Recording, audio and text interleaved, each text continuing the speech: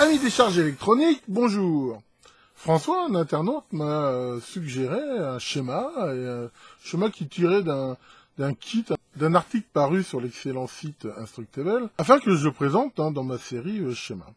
Et je vais en profiter aussi pour faire un petit rappel, de ce qu'on appelle ces charges électroniques ou charges fictives ou dummy loud en anglais, bien sûr vous présenter expliquer un petit peu le schéma de base qu'on va retrouver dans toutes ces charges. Il faut savoir que à la base, c'est quoi l'idée? C'est de pouvoir tester des alimentations, sachant qu'une alimentation généralement c'est fait pour garder une tension fixe tout en fournissant un courant, jusqu'à au moins une certaine limite qui dépend de la puissance de l'alimentation. Et c'est donc extrêmement pratique et utile d'avoir ces charges, parce que sinon pour le faire, comme on pourrait faire, soit on met au point l'alimentation avec sa vraie charge, alors d'abord on l'a pas forcément, ensuite si on l'a, en cas de problème, ça peut être relativement, on va dire, coûteux. Ensuite, l'idée qui peut venir tout de suite, c'est de mettre une résistance. Si la tension est fixe, mettre une résistance, il suffit de bien calculer sa puissance et sa valeur de façon à obtenir le courant qu'on veut. Mais c'est quand même pas forcément pratique. D'abord parce que souvent, si on veut faire des réglages, il va falloir avoir plusieurs résistances, les commuter, faire ça de façon variable, il faut éventuellement des rhéostats, et encore même un rhéostat, ça dissipe pas des watts. Enfin voilà, c'est quand même quelque chose de pas forcément pratique. Et en même temps, comme on va le voir, des fois, on va vouloir faire varier d'autres paramètres. Maintenant, très souvent, ces charges, quand même, à la fin, elles dissipent de la puissance qu'elles absorbent sous forme généralement de chaleur qui va être elle-même mise dans l'environnement via un radiateur, éventuellement avec une ventilation forcée ou pourquoi pas des systèmes à eau. On peut noter, juste pour la petite histoire, que de plus en plus, pour des grosses charges, il existe des charges très intelligentes, quelque part, qui, au contraire, ne dissipent pas la puissance qu'elles absorbent en chaleur, mais la réinjectent dans le secteur. Elles marchent un petit peu comme un onduleur. Donc là, ça va éventuellement alimenter le labo, l'usine si c'est dans une usine, et souvent, si on a trop, ça repartira par le secteur, et ça servira à alimenter... ça rentrera dans le pot commun, on va dire, du secteur.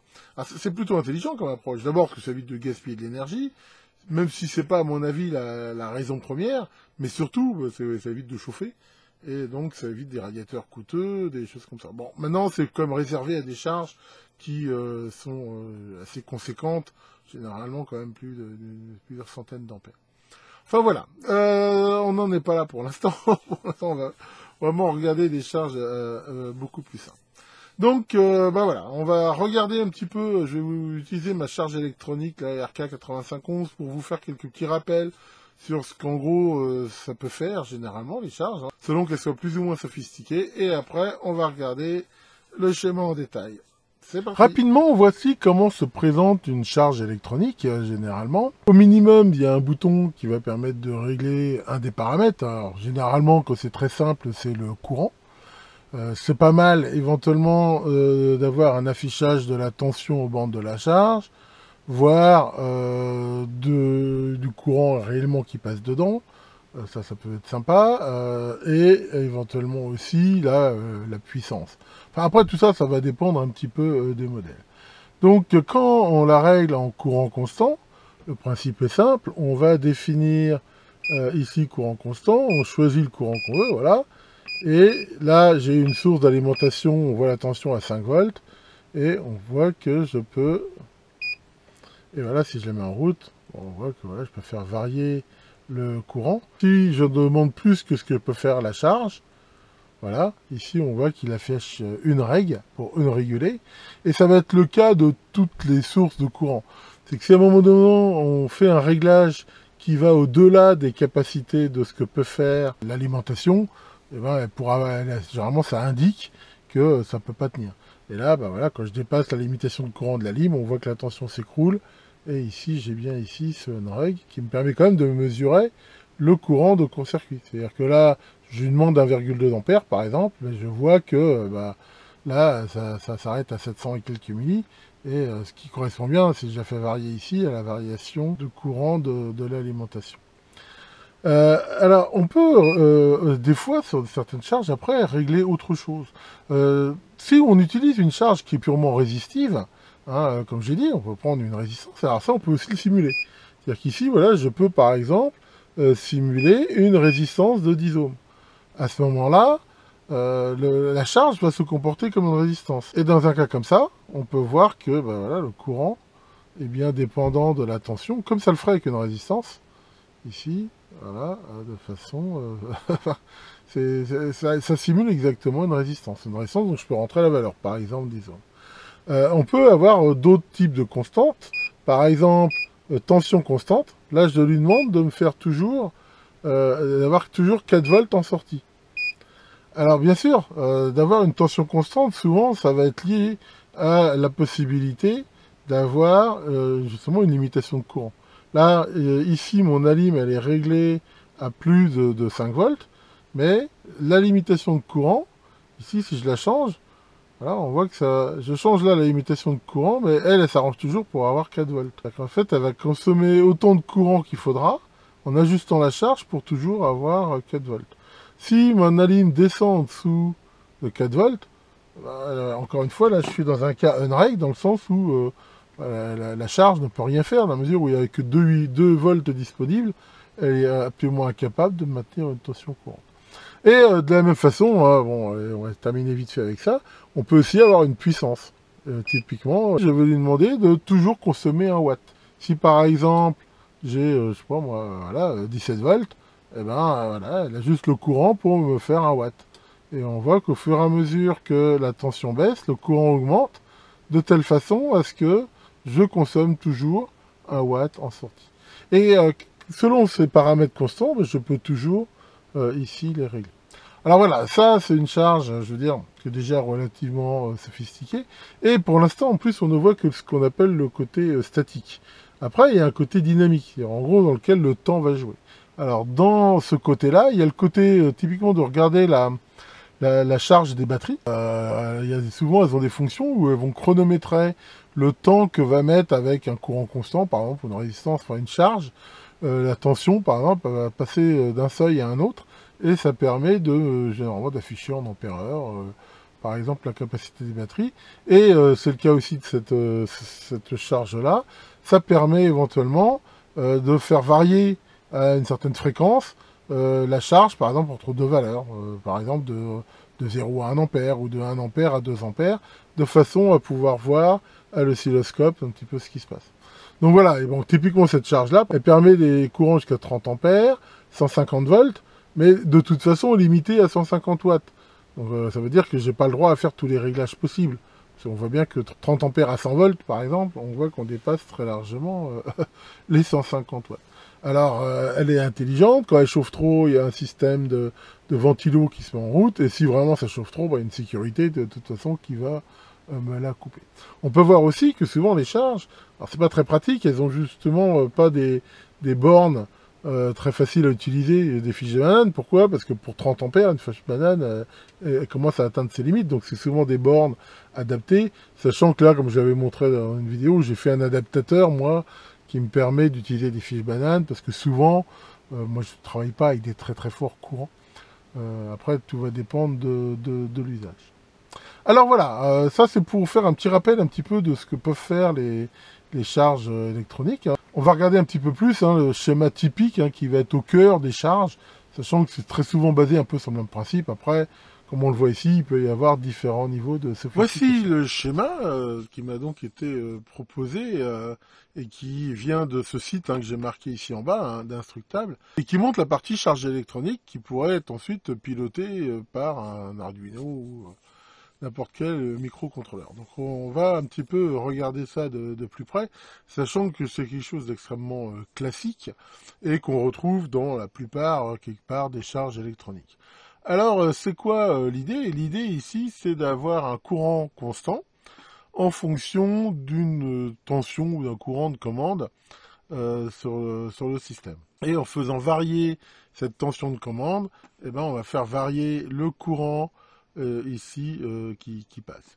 Et de façon classique, pour avoir un courant constant, on va asservir quelque part un système variable, hein, ici un FET, de telle façon que il y a toujours le même courant ici qui passe entre le drain et la source, courant que l'on va mesurer à l'aide d'une résistance. On branche la charge ici entre les points A et B. Ici, il y a ce petit réseau RC qui permet éventuellement d'empêcher des oscillations. Hein. On voit que c'est quelque chose qui crée un petit peu une charge au fur et à mesure que la fréquence augmente. Et ça, c'est pour éviter d'éventuelles oscillations.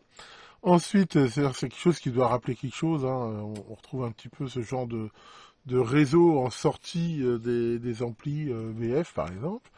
Ensuite, on a l'élément en question, donc ici, qui prend la forme d'un MOSFET. Et cette résistance qui va justement servir à mesurer le courant. Alors, cette résistance, bon là, on voit qu'il y en a plein. Mais pourquoi l'idée est d'avoir une résistance de 0,1 ohm, c'est-à-dire qu'elle soit la plus faible possible de façon à ce que ça ne prenne pas trop de tension et qui tienne de la puissance.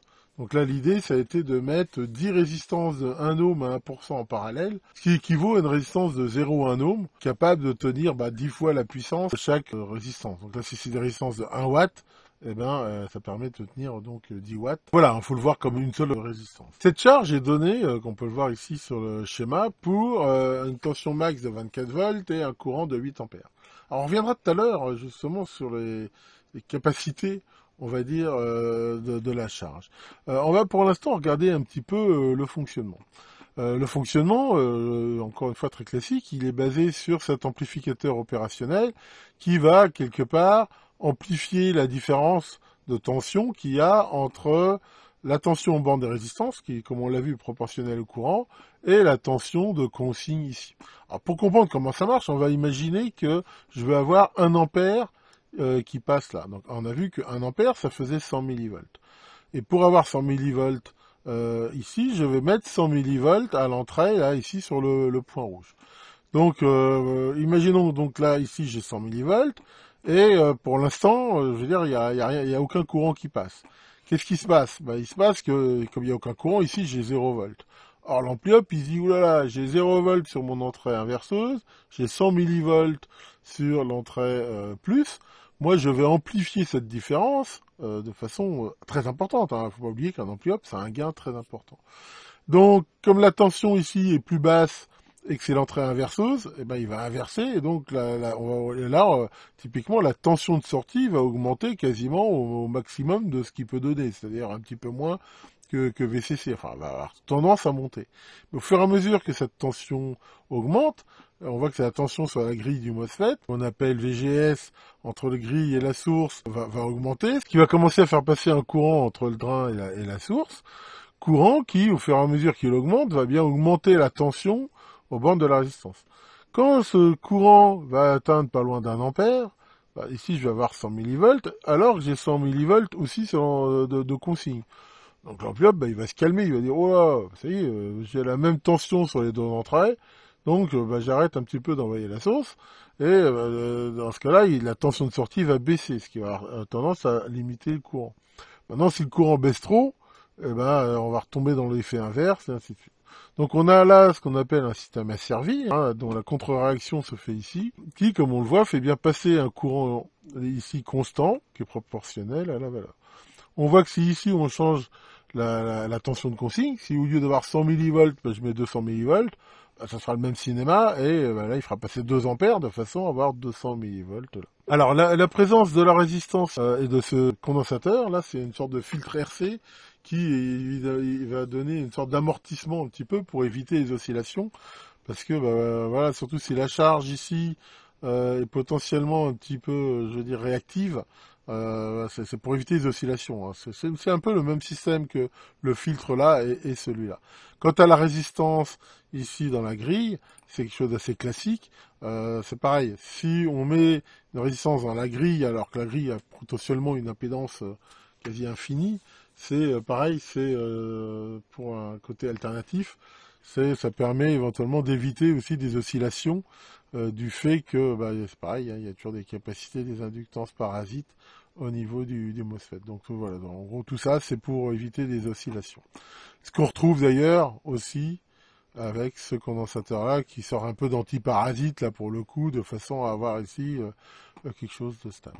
Donc voilà comment ça fonctionne. Alors ensuite, on va retrouver deux autres parties qui sont liées là à l'interface avec le système hôte, vu que ça c'est fait pour être piloté par un microcontrôleur. Donc le microcontrôleur, il a besoin de connaître la tension aux bornes de la charge, et pour ça, il apprend et il la divise de façon à ce que sur un ADC a priori 12 bits, eh ben, il ait une bonne résolution. Donc c'est le rôle de ce diviseur de tension, sachant que là, voilà, ils ont mis durcissance de 10K parce que résistance de 20K, c'est pas très facile éventuellement à trouver.